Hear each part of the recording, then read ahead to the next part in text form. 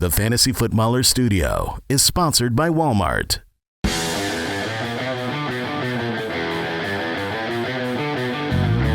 Welcome to the Fantasy Footballers Podcast with your hosts, Andy Holloway, Jason Moore, and Mike Wright.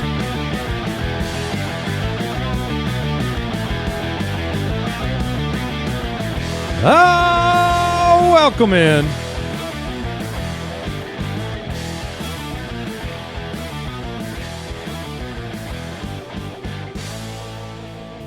Monday, August 18th, the Fantasy Footballers Podcast back with you. Week 2 of the preseason almost in the books, in the rearview mirror. We got one more game. Get some Bengals Commanders tonight, but we'll talk preseason week 2 takeaways. I jotted down something for every team that we can blitz through, and then I'm going to translate the takeaways into a fantasy question for you gentlemen, and then you guys can tell me how things are going by way of rankings and adjustments. And give you a yes or a no. Nice. Oh, Mike, to the question? That's the kind of analysis. Also, I have to ask it a yes or no question. question. You can ask whatever question you want. That's just... But you're getting a yes or a no. Yeah. You guys... Like, how many yards? And I'll be like, yes. You guys had a long weekend. We did. Yeah, we did. We did. We were at a wedding. You were in out of the town. middle of August. And now I'm very sleepy, but we're here. And we're hyped. It wasn't like a normal destination. It was just like you traveled a ways. It was to a get destination. Yeah. It was certainly not close. But you're back. But we're back. And we've got a lot of news to cover. We've got Mailbag on the show as well if we have some time. We got a big announcement. If you're Mike, I told you, man. Things are going to be wacky today. Today's going to be wild, but we've got great stuff for you. But the filters are off. Yeah, I got picked up on that when you just went, ooh. Oh, yeah. Welcome in, everybody. Look, we did have a tips and tricks show last week, and we said don't overreact to the preseason, but you don't want to underreact either. So you've got to find that balance, and we're going to try to do that today. Like I said, we've got some takeaways. But the big announcement, if you're listening to this show, there's a few hours left to enter for your chance to win a UDK for Life. It's our UDK for Life giveaway. We're also going to give away a signed Jamar Chase jersey. He's pretty good at football. Yeah. And you need to enter by purchasing the UDK Plus, or an Ultimate Foot Clan membership before our live stream this afternoon. So we've got a live stream this afternoon. You can go over to youtube.com/thefantasyfootballer, subscribe, click the bell. We'll notify you when we're live. We're answering questions, and we're doing those giveaways live on the show this afternoon. UltimateDraftKit.com. If you already purchased the UDK, you're entered to win in the giveaway this afternoon already. Mm-hmm. And if you are going to draft soon and don't have the UDK, it is the #1 tool to help you win your draft. So you can check that out, UltimateDraftKit.com.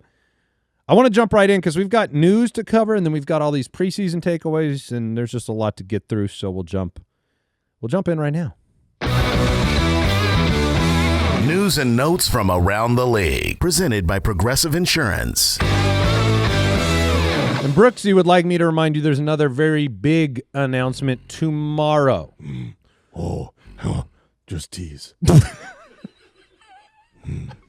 It's just a tease. It's just a monster. There's just a monster tease. Yeah. I'm sleepy. Wake me up tomorrow.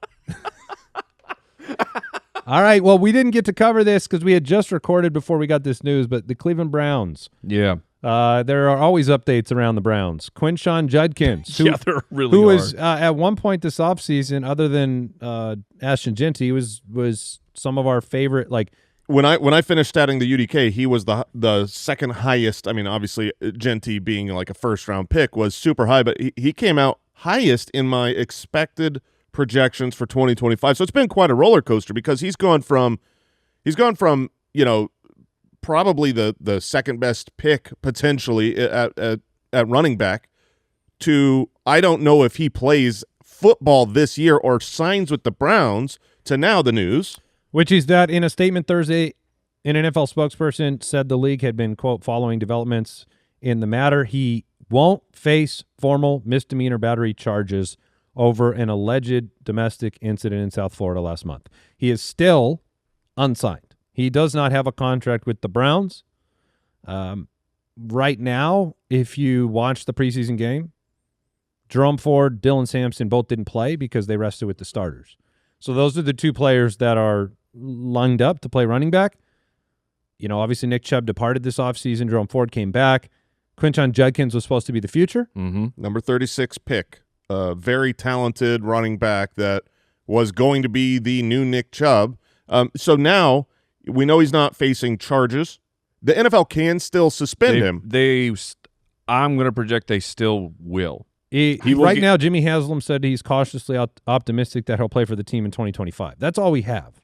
Well, no contract yet. Yeah, he said that back in July. Yeah. So this is new news that because it looked like he was definitely, going to have charges brought against him. I mean, he was arrested. So now there is a chance.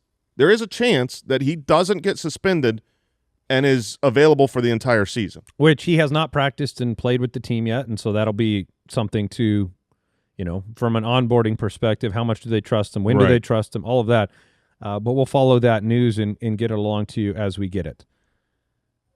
There was news, I believe, yesterday that the Commanders had been shopping Brian Robinson Jr. to teams around the NFL.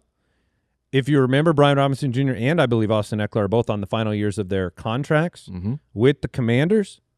Ja'Cory Krosky-Merritt has gotten a lot of offseason hype and buzz. He was a seventh-round pick. He had very little production in college. He had 1 year at, I think it's New Mexico or New Mexico State, and then he transferred and played one game in Arizona. That's it. That's all he had. He had a very productive 1 year. The nastiest of nasty boys, Mike, if you want to hit that drop. But we're at the point. Do you have a giant drop board now? Yeah. I've had this forever. Oh, man. Really? Yeah. You got the big boy over there. Well, I got these fun knobs and things too. Oh, I don't have all the buttons. Yeah, I can swipe. It just caught my eye. I didn't know if you were going to be firing off some sound effects through the show. Got any horns and whistles? No, the producers have wisely not given me very many options. Just knobs that do nothing, so you can feel like you're doing something. Yeah, that's great. I look like I'm real busy over here, guys. Hold on.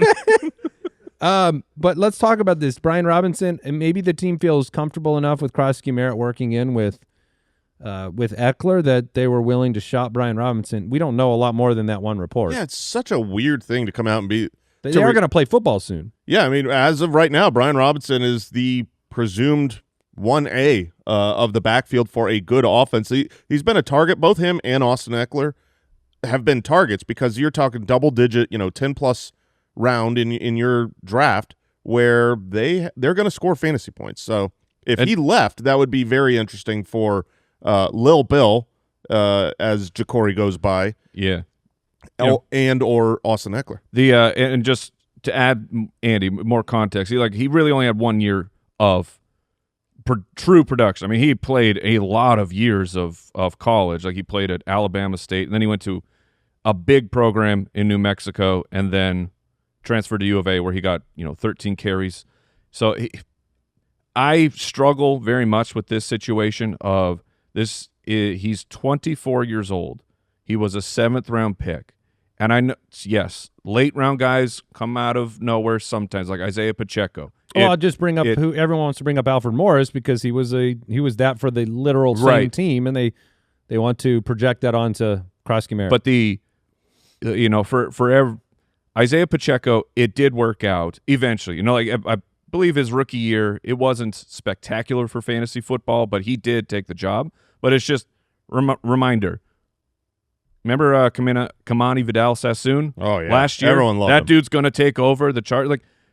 It's very difficult for day 3 guys to truly take over. But this is you got to at least pay attention. Yeah, we can name them because they're so few. It's Steve Slayton and Philip Lindsay and a handful of guys over the years. But if Brian Robinson was traded, that just makes him relevant immediately. If Robinson is traded, it's a huge deal because Krosky-Merritt would take that role.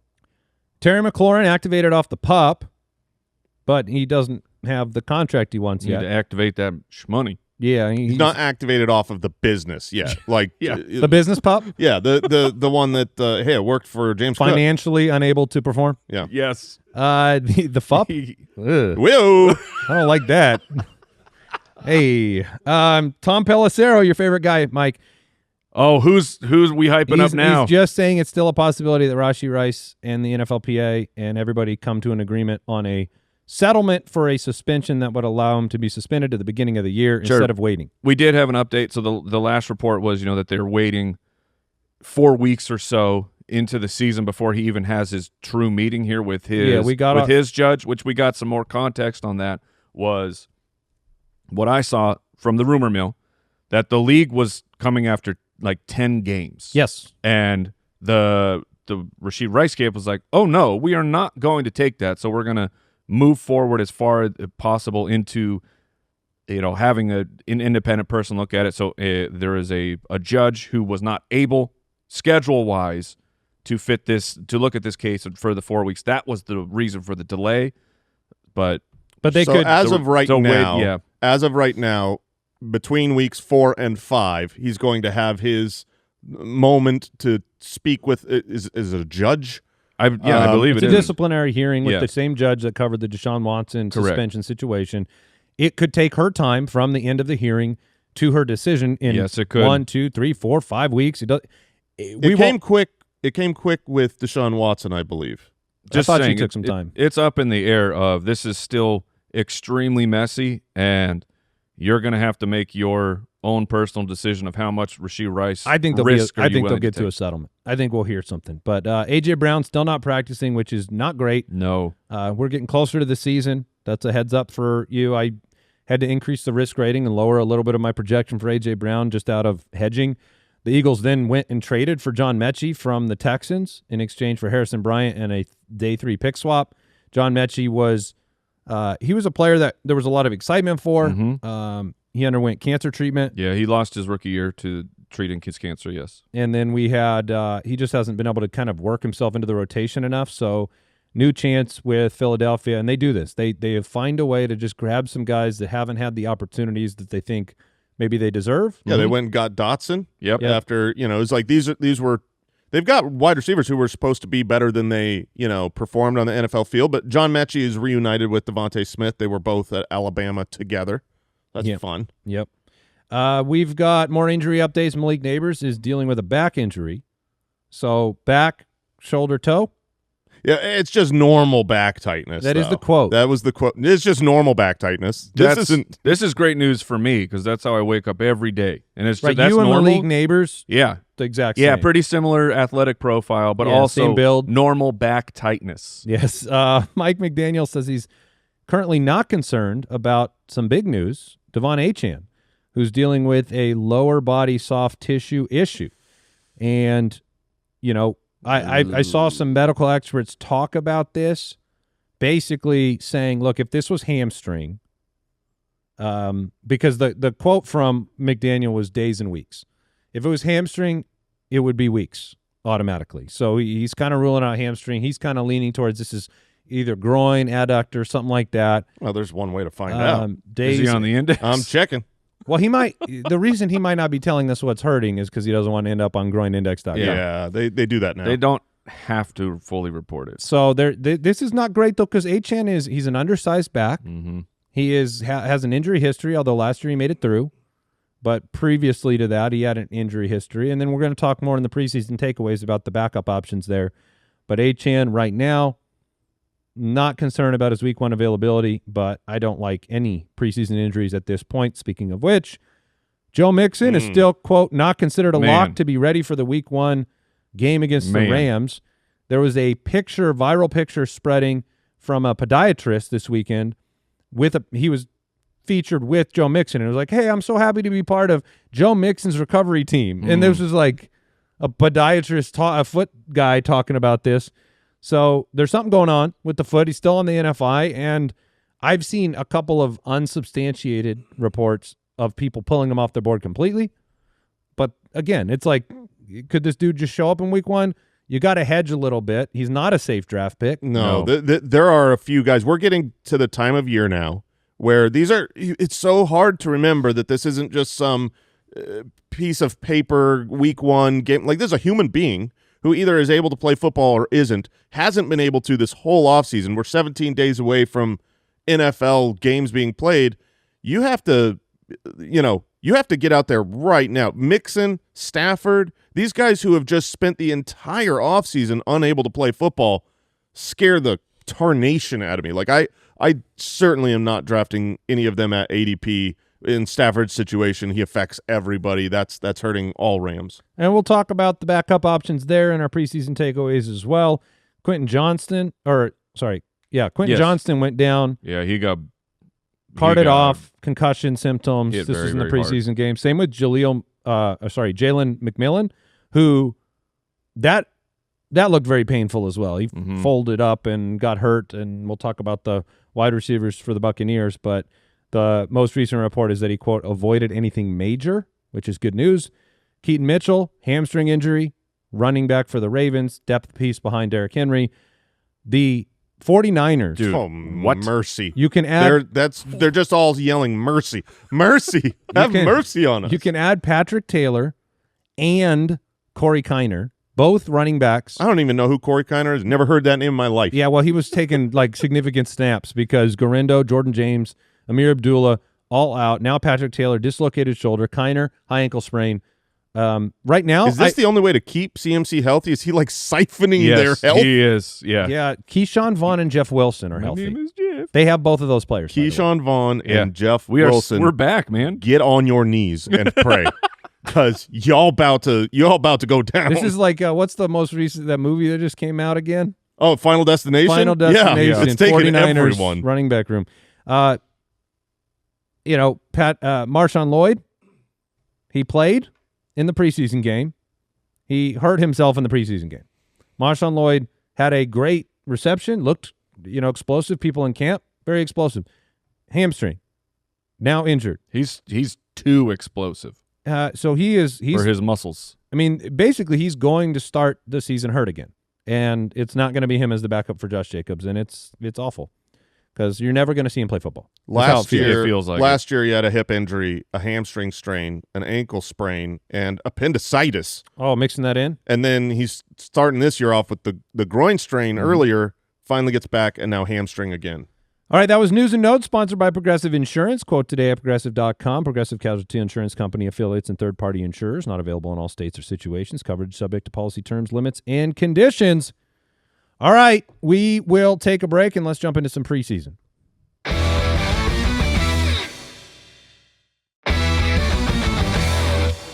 All right, we had a second week of preseason football, only 1 week left of preseason to kind of figure out some things about these players and see them on the field. Time to talk takeaways.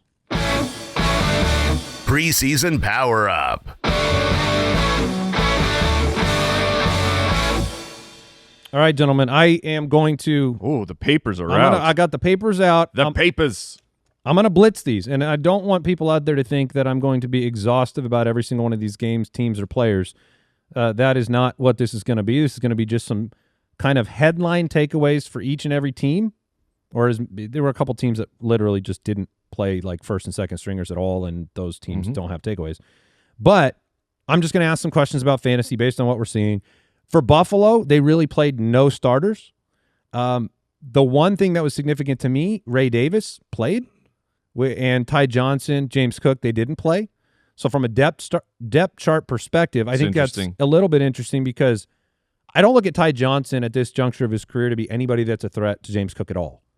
He is a very complimentary player, where Ray Davis, young, sophomore player, explosive, him playing in the third spot really feels like it's another boost to James Cook, who just signed the contract, like just being secure. I feel like it's a statement that, Cook is the starter and Ty Johnson he has his role. Yes. And Ray Davis is James Cook's backup. I think that's fair. Jason, with Miami and Achane getting hurt, we did have Jalen Wright play ahead of Ollie Gordon in this game. Yeah. But Ollie Gordon was great again. Yeah, and Jalen Wright. And Jalen Wright was like 0.8 a carry. Is he just not good? Before this game, I think that's the issue. I think Jalen Wright is not good. It's not being good at the game. His vision is terrible. He's a great athlete. The rookie year was abysmal. Left a lot wanting, and we're already in a place of like, hey, look at it. And Ollie Gordon was a day 3 guy. You're like, he already looks. I want to say he was better. round 6. I think that's round 7, the headline. Ollie Gordon, from a depth perspective, Achane's hurt right now. Like prior to this week of preseason football, I personally chose to give Ollie Gordon higher stats than Jalen Wright, which is very against the grain.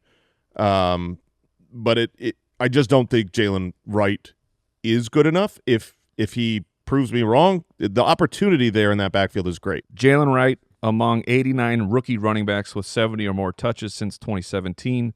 Wright ranked dead last in yards per touch. So it just to put a number to how kind of stinky it was last year. He can sprint. Yeah. His 40-yard dash, excellent But work. the vision thing, like they're talking about making him the goal line back. That's what the opportunity they gave him in the first week of the preseason. They were stuffed again. They're the worst short yardage team in football. Maybe Ollie Gordon's part of that solution. I don't know if Derrick Henry could be a successful goal line back there. Yeah, he definitely hasn't been. Let's not be hyperbolic, Jason. He'd be fine. He'd be better for sure. Yeah. But I'm just saying they've got a really bad offensive line. All right. By the way, AFC East is where I'm starting here. New England. First sentence, Travion seems inevitable. Thoughts, Mike?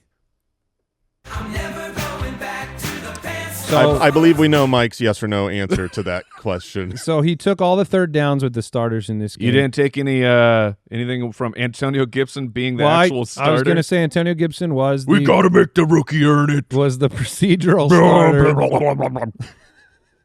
Is that old man coach? Yes, it is. Can we be like rookie? Very similar to Unleash him. Richard Unleash him, unless you don't want to win. He'll be unleashed. So the question is how unleashed will he be in ADP? Yeah. And do you overspend on him because he's so sexy? Yeah, and look, there will be a timeshare. I just think that Henderson is so good, he will be the leader of that. Speaking, and Efton Chisholm, shout out to you. Yeah. That was another amazing performance. The New York Jets, speaking of timeshares, Braylon Allen took he took all third downs. That was so weird. And he was 7 for 34. I think Brees was like 6 for 36 or something like that.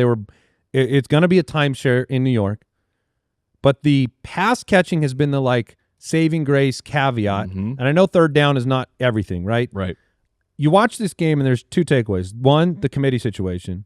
And 2, I know Mike doesn't want to hear it, so I'm going to tell you, Jason, just me and you. I'm willing to hear it because I know what you're going to say. Justin Fields is not a good passer. He's not going to. Garrett Wilson is going to be hurt by Justin Fields. It's not good vibes right now. No. I mean, we have.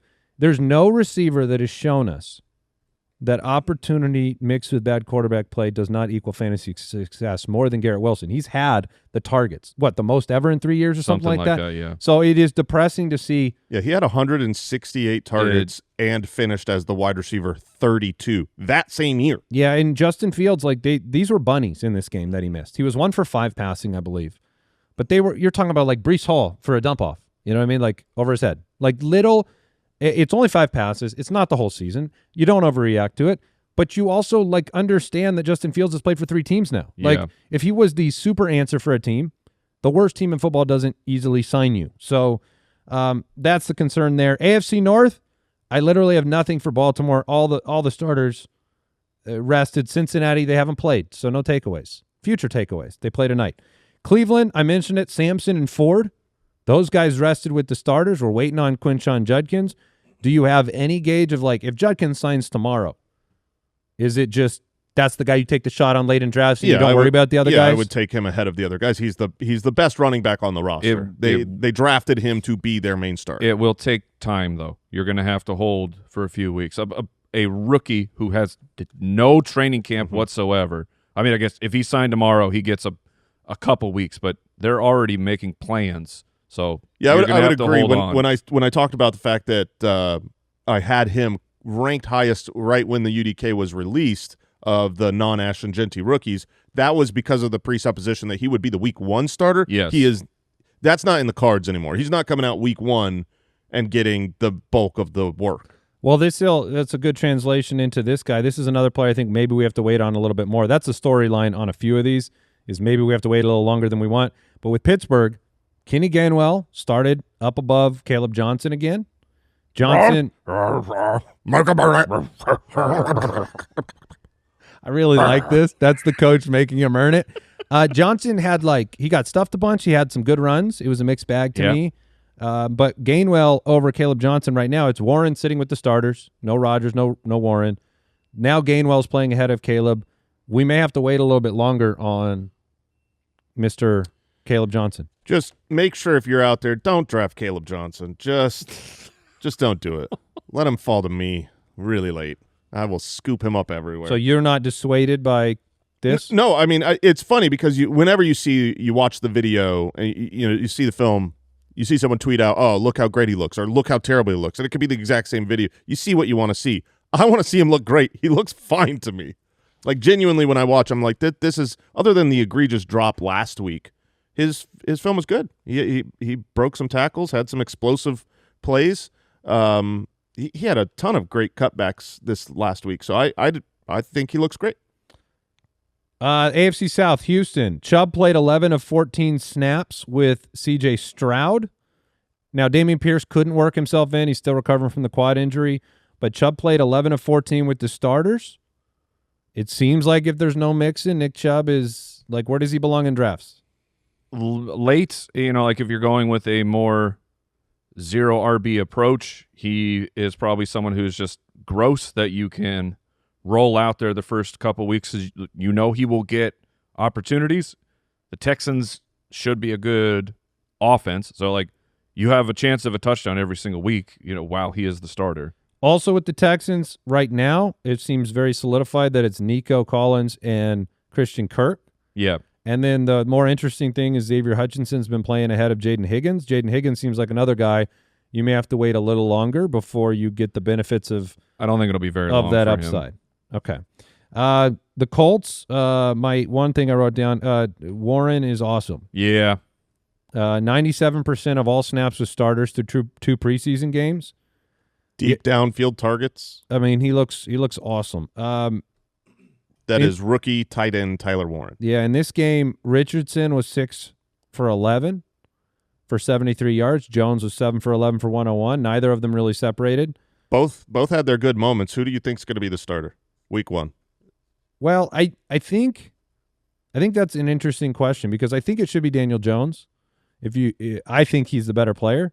It's really hilarious that he looks like the stabilizing player for a quarterback room because he is the least stabilizing quarterback historically. But I think from a position standpoint as a team, what's the easier thing to do? It's easier to me to give Richardson the start. Yeah. Let him if he collapses again, you've got Daniel Jones waiting. The other thing in reverse seems a lot harder because you can't go away from Richardson if you bring him in after Jones. It's harder to pull the You just look like a circus. emergency cord. I mean, we know exactly what Daniel Jones is. We've seen years and years of him as a starting NFL quarterback. I think he's the better quarterback, though. I think he's definitely the better quarterback. I think he is right now. But it's just he could be your future and your ceiling. The season starts Miami at home. They're favored. Okay. Then they're at home against Denver. That's a tough defense. Then they go on the road against Tennessee, not favored.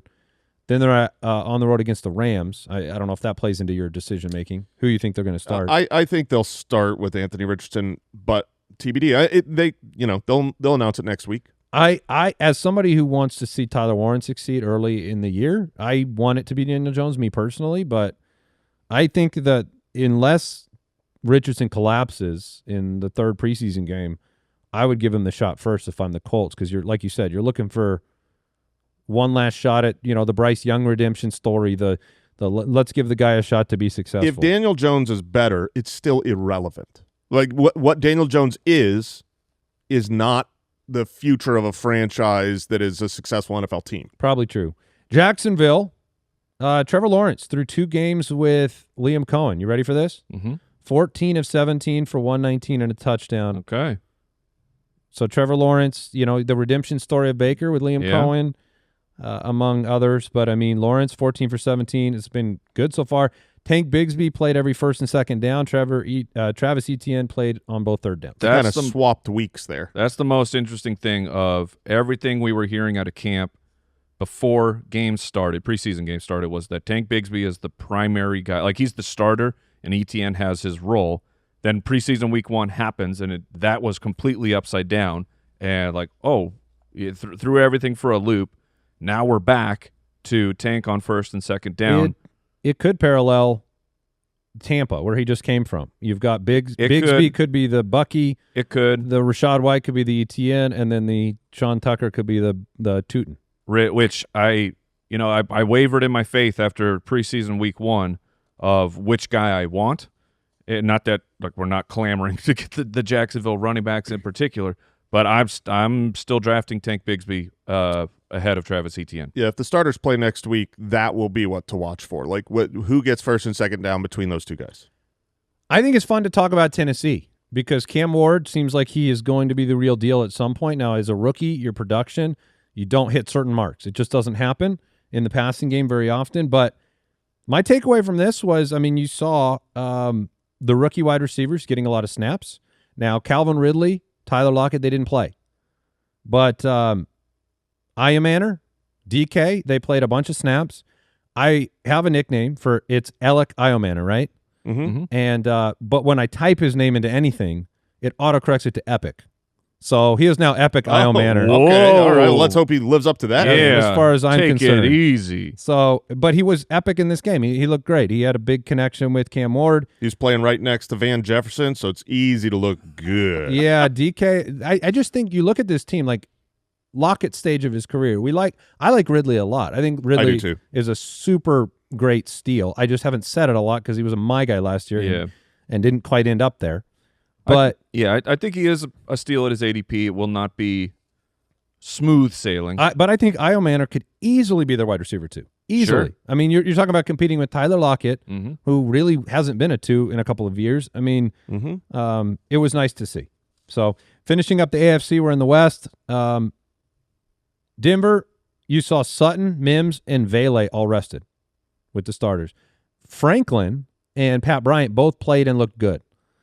It almost makes it more confusing. Yeah, you can do it now. You can do it. This is his time. I mean, look, I think Troy Franklin, here's the real truth about Denver's wide receiver room. Sutton, stable, good, draft him, play him. I think then it's just going to be a hodgepodge every single week. I mean, like, if Mims is sitting with the starters and Vele is sitting with the starters and then Franklin and Pat Bryant get reps and they both look good, like, Franklin's going to catch, 3 or 4 long touchdowns. I mean, probably Pat Bryant could get involved, and he's the one that has the kind of like invisible upside. We don't know how good he could be. And Evan Ingram will be there to take plenty of targets as well. Yeah, that's true. I had almost nothing on the Chiefs, nothing too impactful. Elijah Mitchell still seems to be the RB3. Pacheco played a couple of snaps. Hunt rested, but he's also banged up. Yeah, he had the quad contusion. And old. And older. So, it's Pacheco, Hunt, then Elijah Mitchell. All right. Help me with this one, and I'm gonna give the shout out to Dwayne McFarland for breaking down the wide receiver room for the Raiders. So Jacoby Myers played 100%. Talking about the Las Vegas Raiders wide receivers, Jacoby Myers played 100% of snaps with the starters. Yeah, full-time slot. He played slot the entire time. Then you've got Deontay Thornton Jr. Okay, 25% target share with the starters. Average depth of target of 28.5 yards. Yeah, he's a 9 guy. Yes. Seems to have a firm grip on the wide receiver 3 role. Late round deep sleeper. But Trey Tucker was also on the field for 100% of all passing plays in the offense. Jack Bech did not play until he got out there with the second unit. So Myers, Thornton, Tucker? That does seem to be the starters. It's interesting of like, is Thornton, I mean, he's a later round pick than Jack Bech. Jack Bech was a second round pick, so it's disappointing to see him not be able to get on the field. Meanwhile, a guy drafted after him is. But does Thornton have like real upside, or is he just the way that they've used Trey Tucker, like just a real gadgety player who is big and fast and can help you do other things on your offense, but he can't really become a focal point? I mean, none of it's the time of year where you got to talk about those guys. We love Jack Bech's film. There's 2 rookies here competing, so we want to know what. It's all irrelevant. The wide receiver 3 for this team, and that's what this is, because even though it's the wide receiver 2, Brock Bowers is there, and then it's Jacoby Myers. Yep. The leftovers split between a couple of players. I mean, if we're being realistic, these guys aren't going to be week in, week out fantasy starters without an injury ahead of them. Yeah, and I would disagree if there was no Brock Bowers. I would say, Right, hey, there's yeah. an outside role it's an opportunity on the outside, but I think you're dead on.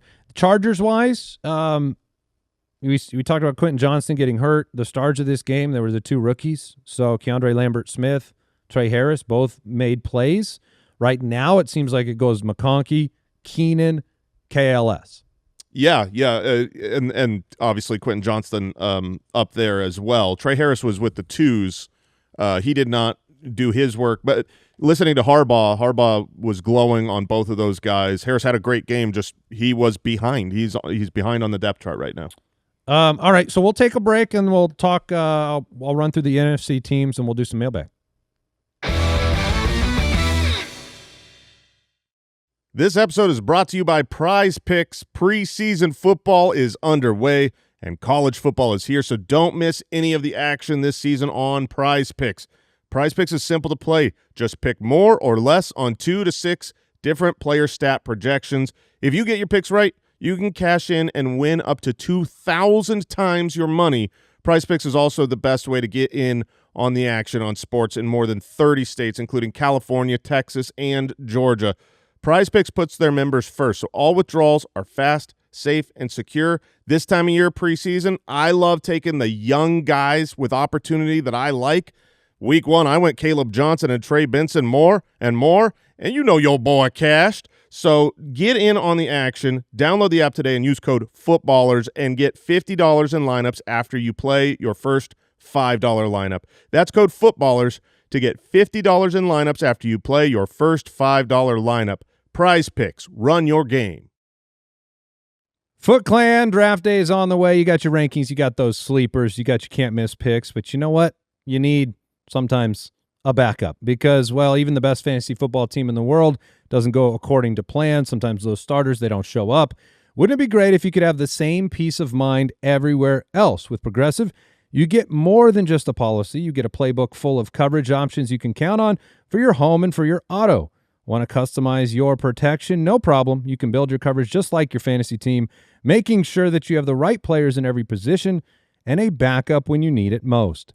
And when life throws an audible like a fumble in the driveway or a hailstorm at home, Progressive is there with 24/7 support. Don't get caught without a great backup. Visit Progressive.com to quote today. Progressive Casualty Insurance Company, affiliates, and third-party insurers. Not available in all states or situations.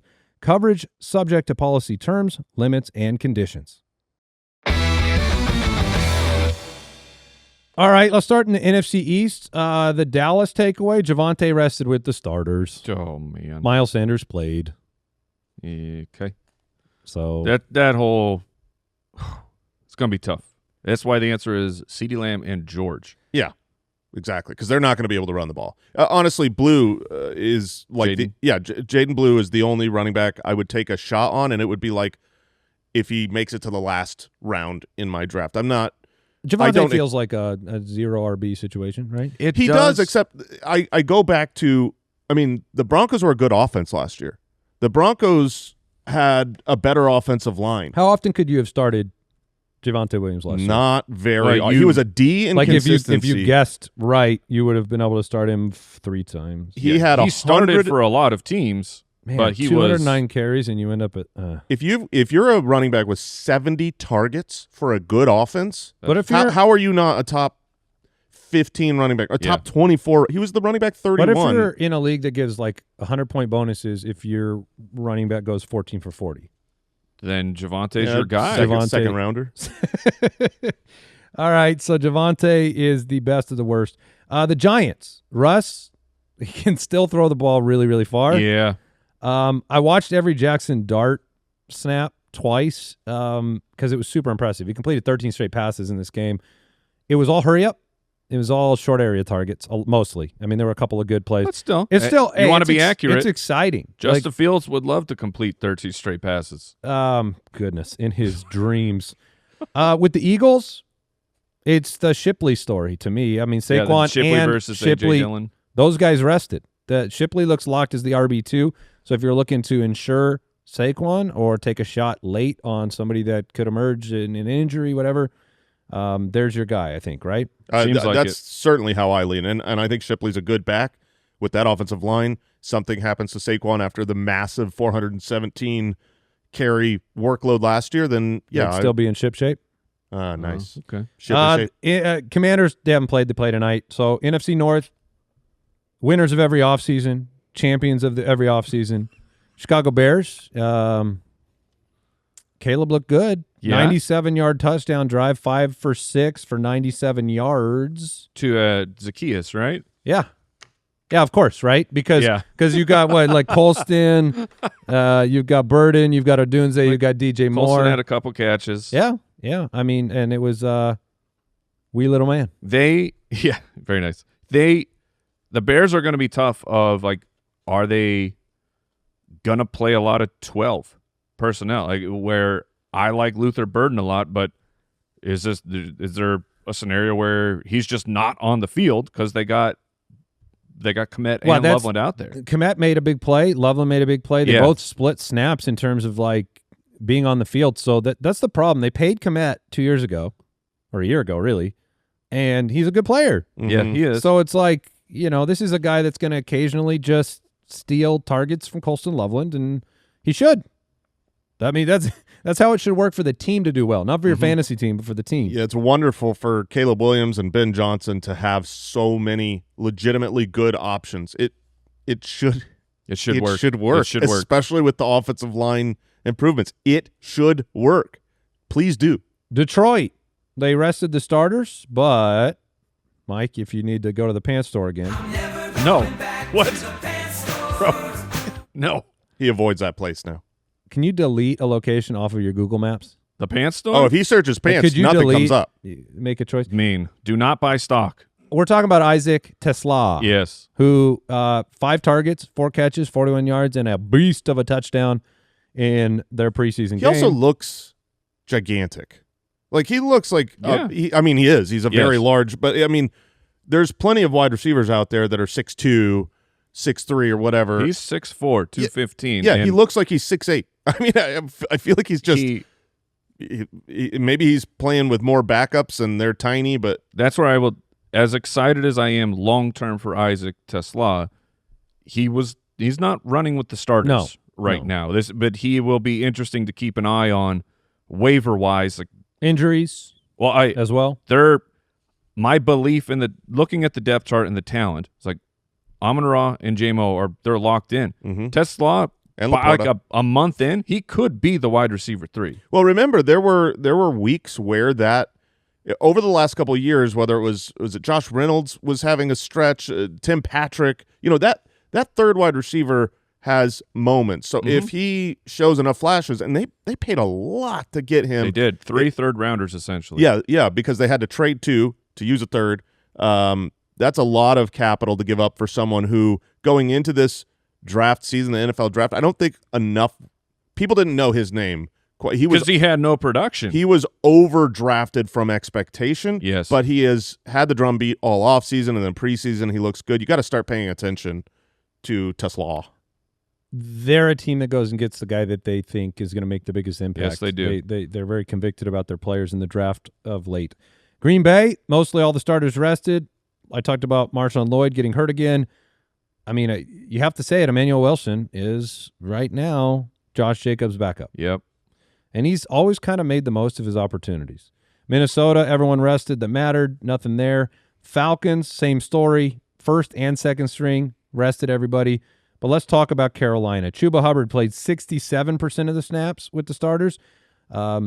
He was, he gave way to Rico Dowdle on third downs. Mm-hmm.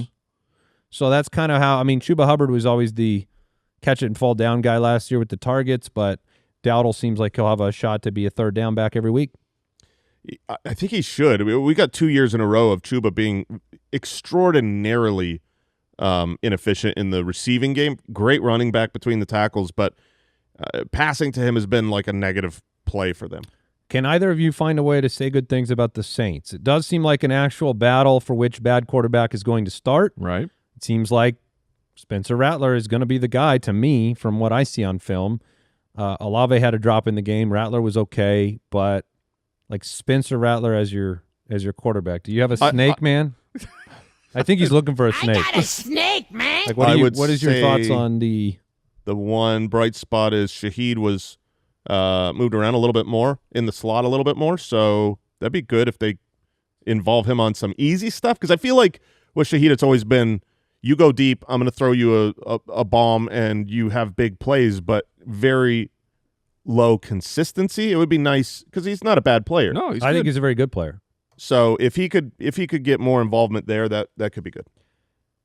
You'll be excited about the one-handed Emeka Egbuka grab, Oh, the I touchdown was. grab. But for Tampa, I mean, he impressed. And then Bridgewater. McMillan got hurt. And Godwin's on the pup.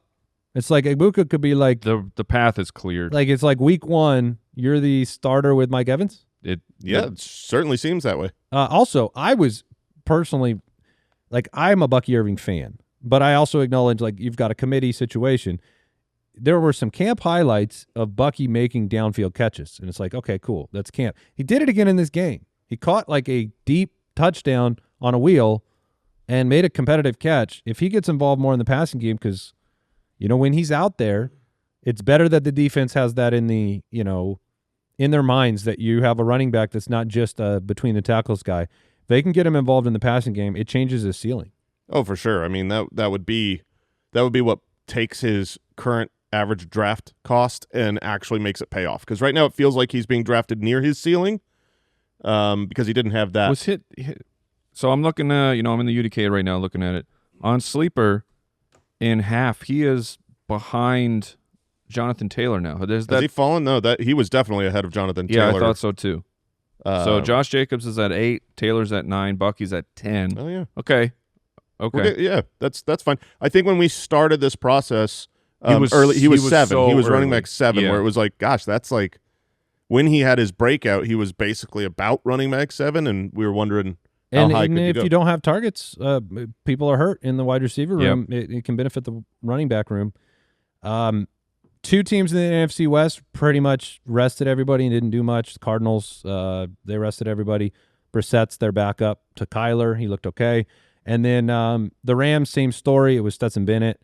Corum ran ahead of Hunter. That was the only note I had to mention for Which- backups for Kyron. We did get a photo of Mhm. Matthew Stafford. Do-do-do, Or no, sorry, this do-do-do. is a video. Matthew Stafford at practice. At least Today? walking out there. Yep. That's Today. That's a Red big deal. jersey It is. on. Okay. All right. Stay safe. Say. Be healthy. We need you. 49ers, Pearsall looked great. He was a starter. He might be one of the most undervalued players in fantasy because I think he's going like wide receiver 45 or something stupid. And no Ayuk, no Jennings. Jennings is dealing with contract and injury.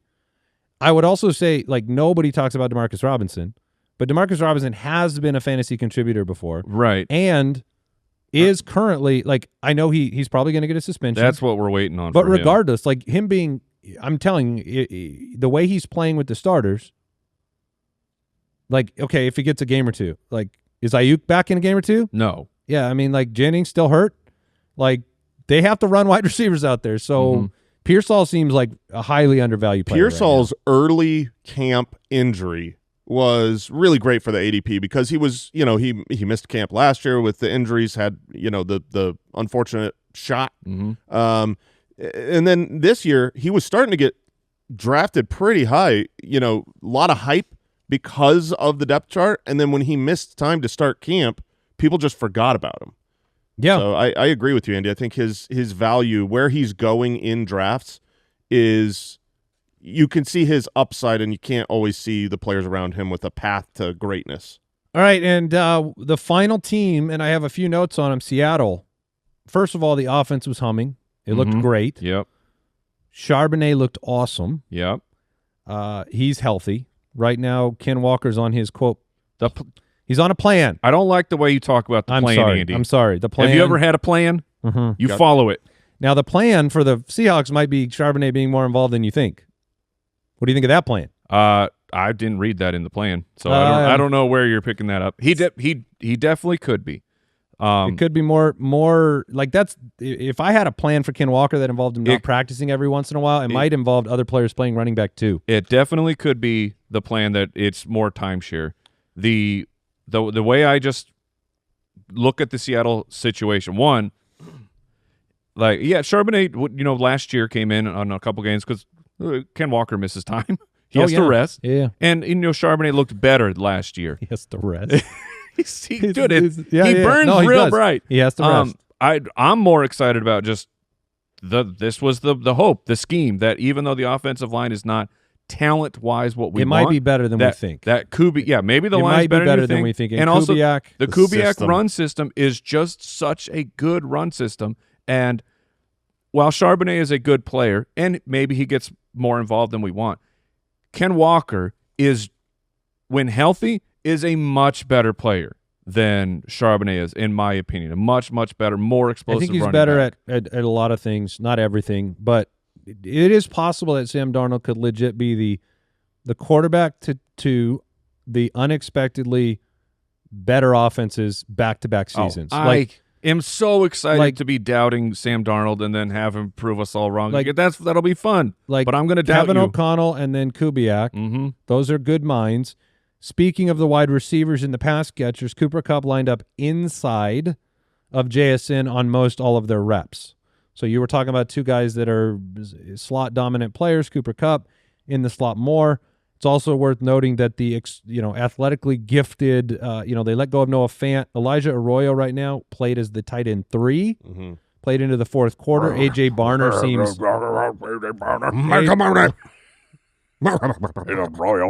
A.J. Barner played... I like that. He played 8 He's a veteran. I like him. Look, A.J. Barner's a second-year guy, and he played 8 of 10 snaps with Sam Darnold. So for Seattle...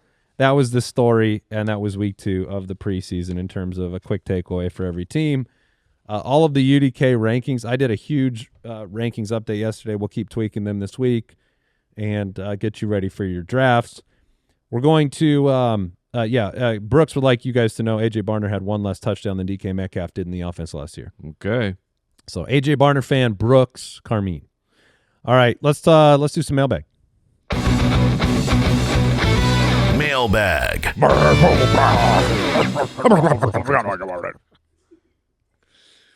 Why is Richard Nixon coaching these teams? I'm not a crook. Oh my gosh. Mike is you guys got a lot of sleep last night? Oh, man. I didn't sleep at all. This weekend was... Oh, that's fun. Yeah. Oh, it is. That's a good time. It's a good time. No, I had a solid 8 hours of sleep. Combined. Over the last 4 days. Uh-huh. So that's that's an old school coach. That's That's the college coach that's up in the face of all the players screaming and yelling. Yeah. All right, let's start the mailbag. By the way, if you have a question, you can go to the website, thefantasyfootballers.com. That's where all of our rankings and resources are. And you can click that submit a question button, or you can dial the voicemail hotline for to get on the show, 302-464-TFFB. We'll go ahead and start with the voicemail. Hey, Ballers, huge fan of the show. Quick question. Our league manager took away the IR spot and made it into a regular bench spot. Is this a good idea, or is it the same as if you were just to have, or better if you were to have an open spot? Thanks. It's certainly not the same. Yeah, those no. are different. Those are different things. Yeah. First of all, we don't know how many bench spots you have. So he's wondering, is it better to replace an IR with just a full regular bench spot? I would say that if you usually have 4 bench spots, yeah, sure, because I think you probably don't have enough bench. Add another bench. The downside with adding too many bench spots is it makes the waiver wire not as fun. Mm-hmm. The fewer people out there to bid over and compete over every single week. So how many bench spots do you guys usually prefer to have? 5. Yeah, 5. Yeah, that's 5, where I land. 6. Like, I think it's okay to have a deeper bench as long as you have the people in the league are for that, of knowing that it's going to be a shallow league and you're going to be deeper benches are fun if you have deeper starting roster spots. Like if you've got a double flex, that's great, because what it does is it still makes the waiver wire interesting, because you're going to be needing to play some garbage. Demarcus Robinson is like important then. Yeah, so it does impact obviously the amount of talent that'll be out on the waiver wire. if you convert and add one more bench spot, because not everybody's got somebody on IR, but everybody will have a fifth bench player, a sixth bench player. So it'll take 12 names off the waiver wire right there. Good or bad decision, that's league specific, I think. I like there being an IR spot in general, though. I don't really love there not being an IR spot.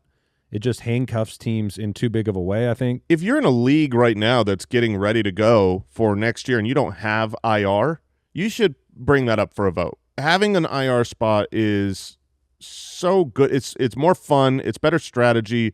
It feels like it really sucks when you have an injury and you don't have a guy to drop and you're forced to drop someone injured. Like the NFL has IR. Add IR to your league. All right. Kyle from Instagram writes in, are people sleeping on Bryce Young as a fantasy football flyer? They are starting the year at Jacksonville, at Arizona, underdogs in those, then at home against Atlanta, and then on the road against New England. Mike, you've spoken very highly of Bryce Young in terms of making that offense move. I think I think he's a fine flyer. You know, after the bye week, he was on pace for 430 rushing yards. Mm-hmm. So, like, that's the thing is Bryce has to give us at least something like that for him to make his way into the top 12. He will be a streaming option. I'm excited for the Carolina Panthers offense to see if he really takes that step moving forward. So as a flyer, sure, but the quarterback position has so many guys late where you're like, no, that guy's a flyer or a sleeper. So Bryce isn't super He's high not on one that of your list for me. targets, but you could certainly see how it works. Adding Teterow and McMillan, I think Jatavian Sanders is a pretty darn good young tight end. He's got enough weapons to throw the ball to. If he keeps running, if he's going to finish the year with 450 rushing yards, he could very easily be a top 15 quarterback. Mikey from Instagram, how should I view C.J. Stroud this year? It feels like he was a player we talked about incessantly all last offseason and almost not at all this offseason. You just brought up Bryce Young. Is he a potential flyer? Like C.J. Stroud is a level above that, but never discussed at all. I don't know that he is a level above that. Just in the sense that you're not going to be rushing the ball. No. Last year, what did he have? 233 rushing yards. Yeah, so he's a pocket passer. The offensive line has gotten worse. The run game seems banged up and older. You got Nico. That's great, but you've got to have other players here step up. And if you look at his consistency versus Bryce Young's, like C.J. Stroud's an F in our consistency score this last year because without running the ball, you've got to throw 4,030 touchdowns as a pocket passer, and I feel like it's an uphill battle to do that with his current weapons. All right, YouTube question. What is Calvin Ridley's floor with rookie quarterback Cam Ward? Last year, he was my guy. He was up over 1,000 yards receiving in spite of the Will Levis, Mason Rudolph Disgusto Fest. Mm-hmm. But, with rookie quarterbacks, we have data over the last 14 years. Only 7 receivers got up over 1,000 yards with a rookie quarterback, so 28%. Only 1 rookie quarterback supplied 10-plus receiving touchdowns for a wide receiver. It was Jaden Daniels last year with McLaurin. Before that happened, we had the data. We brought it up on the show. It didn't happen ever. Like, you just couldn't do it. Yeah, the thing for the situation, if you have a rookie quarterback, your target share has to be extremely high. Like, it has to be a 26, 27% type of target share. Calvin Ridley could do that. The excitement is for the rookies, and he's really the established main guy there. So if he's getting that, then you'll end up being excited. Breaking news. What you got? The Cleveland Browns have named Joe Flacco as their official Week 1 starting quarterback against the Cincinnati Bengals. Oh, okay. Baby. Okay. David Njoku, Week 1. Draft David Njoku. Jerry Jeudy, Week 1. We'll see. Jerry Jeudy, we'll see. Week 1, baby. Njoku is the huge benefactor. We'll see on the wide receivers. Oh, Jerry Jeudy will be great Week 1. Again, this is against the Bengals. Oh, yeah. They're going to have to score a ton, and it's not a very difficult defense. So after that, trade him. Week 1 and trade him. How many games does Joe Flacco start for the Browns out of 17? Okay, well let's run through the schedule opening. is not good for them. Cincinnati, it could happen. I think that let's say they win that game because Yeah. Cincinnati gets off to slow starts. Okay, Nope. Let's just give it to them No. for Okay, whatever. just come on, just to be come crazy. on. Just to be crazy. At Baltimore, Nah, Green Bay. I'm gonna give it to the Packers. Okay, at Detroit, Detroit, Minnesota, winnable at home. in Cleveland. Yeah. So The Browns, and at he's Pittsburgh. gonna play like 12 games or more. He's going to play It's enough starting that to- I'm all in. I mean, who are they gonna play? Yeah. Dylan Gabriel? No. Shador? No. I feel like this means Kenny Pickett? Pickett doesn't make the roster. I mean, maybe. Like if I was the Browns general manager, the only right path has always correct. been you either name Flacco the starter or Kenny Pickett the starter, and then you keep the 2 rookies and you move forward. Maybe they keep 4 quarterbacks. No. I think that's the move. Is you got to try and trade Kenny Pickett. It's tough because Pickett's the best of those You'll have other to give guys. up a 6th. Pickett's the best of those guys by far. By far. Yeah. Yeah, so Joe Flacco's the starter. It's good for fantasy, and hopefully that will last a little bit. But, man, they're underdogs in their first 8 weeks. Oh, no, they're – sorry, let me correct that. They are favored by 1.5 in Week 7 against Miami, but otherwise they're underdogs 7 of the first 8.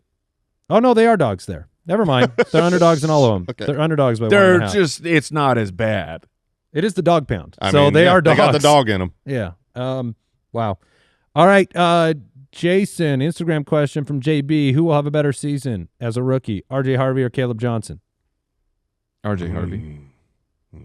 You I'm know it to Harvey. be true. I'm not going to answer this question. Do Stupid you- Arthur Smith.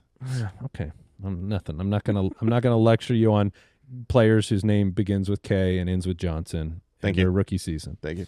All right. Let's grab No another, further questions at this time. another voicemail. Hey, ballers. What is some input and advice that you would give to those of us that are in keeper leagues? Thanks, guys. So general keeper league advice, one of the things people tend to do is hyper-emphasize their keepers. Mm-hmm. And the truth is if you're in a keeper league, unless it's some exhaustive huge amount, which borders on dynasty, you're keeping a couple guys. Maybe it's 1, 2, 3 players.